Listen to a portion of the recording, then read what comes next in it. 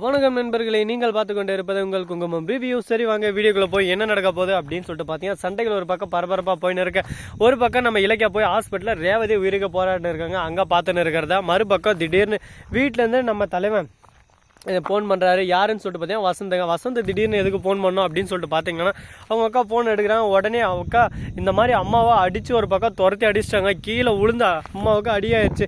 என்ன பண்ணுறதுன்னு சொல்லிட்டு தெரியல. ஒரு பக்கம் ஆஸ்துமாவில் மூச்சு இழுத்து விட முடியாமல் ரொம்பவே சிரமப்படுறாங்க. கொஞ்சம் சீக்கிரம் வாங்கக்கான்னு சொல்லிட்டு ஒரு பக்கம் அவரும் அலற ஆரம்பிச்சிடறான். என்னென்ன நடக்குது எதிராக நடக்குதுன்னு சொல்லிட்டு புரியாமல் ஒரு செகண்டில் எல்லாமே தலைகீழ மாறி போச்சு அப்படின்னு சொல்லிட்டு இவங்க ஒரு பக்கம் அலறி அடிச்சுன்னு ஒரு பக்கம் அந்த இடத்துலேருந்து கிளம்பலான்னு சொல்லிட்டு போகிற நேரத்தில் பிளட்டு தேவைப்படுதுன்னு சொல்லிட்டு சொல்லிடுறாங்க. என்ன பண்ணுறது ஏது பண்ணுறதுன்னு சொல்லிட்டு தெரியாமல் உடனே பிளட் அரேஞ்ச் பண்ணணும்னு சொல்லிட்டு அந்த பக்கம் இந்த பக்கம் பார்த்துட்டு சரி தான் பிளட்டே கொடுத்துடலான்னு சொல்லிட்டு அங்கே ஒரு பக்கம் பிளட்டே தின்னு இருக்காங்க. மறுபக்கம் அங்கே பிளட்டு லாஸ் ஆகின்னு இருக்கு.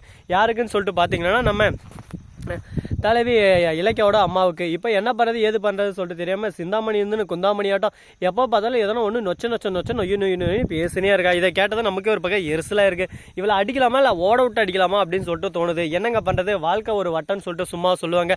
எல்லாருக்கும் ஒரு நேரத்தில் அந்த வட்டத்தில் அந்த டாட்டில் வந்து நின்று தான் ஆகணுங்க. அந்தந்த இடத்துல நம்ம பண்ணுற தப்பு எல்லாமே நமக்கும் ஒரு காலத்தில் வந்து திருப்பி அடிக்கும். அந்த நேரத்தில் அவங்களுக்கு வாழ்க்கைன்னா என்ன, வாழ்க்கையில் இந்த மாதிரி ஒரு பிரச்சனை வந்தால் எப்படி சமாளிக்கணும் அப்படின்னு சொல்லிட்டு ஒரு பக்கம் வரும்னு சொல்லிட்டு நான் நினைக்கிறேன். சரி இப்படியெல்லாம் ஒரு பக்கம் போயின்னு இருக்கா. மறுபக்கம் என்ன நடக்க போகுது ஏது நடக்க போகுது அப்படின்னு சொல்லிட்டு பார்த்தீங்கன்னா, கரெக்டாக நம்ம பைரவி இருக்காங்களா, அவங்க வந்து செம்ம கூலாக வராங்க. எதுக்காக அப்படின்னு சொல்லிட்டு பார்த்தீங்கன்னா, கரெக்டாக அஞ்சலி பண்ணது எல்லாமே தெரிஞ்சுக்கிட்டு அஞ்சலிக்கு வந்து காசு கொடுக்குறாங்க. இலக்கியோட நிம்மதி போகணும், அதுக்காக நீ என்ன பண்ணாலும் சரி உனக்கு காசு வரும், இப்போ நீ பண்ணதுக்கு உனக்கு 10 லட்சம் அப்படின்னு சொல்லிட்டு கொடுக்குறாங்க.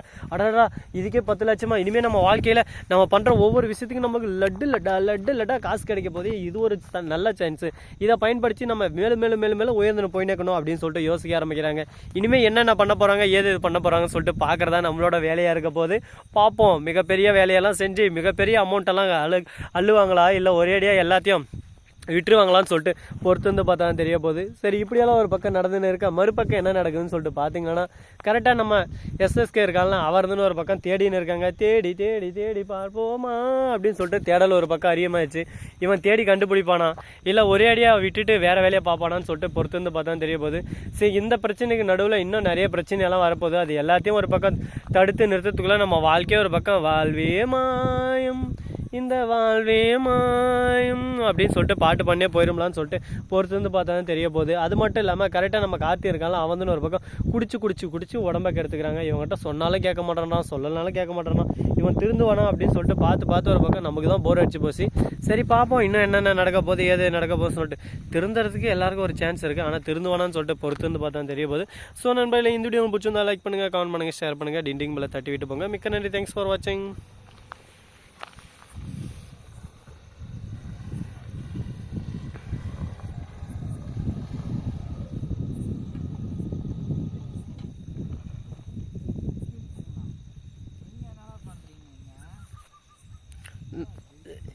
இதோ இங்க பாருங்க, இந்த அந்த பையன் இருக்கல்ல, அவன் தான் யாருன்னு தெரியுதாங்க. இங்க பாருங்க, கருப்பா ஒரு உருவம். Tata, see you.